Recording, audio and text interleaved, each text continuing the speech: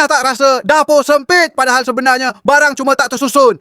Jangan tambah barang dapur dulu kalau ruang simpan pun tak cukup. Sejujurnya, rak stainless steel mesh di dapur ni nampak macam benda biasa.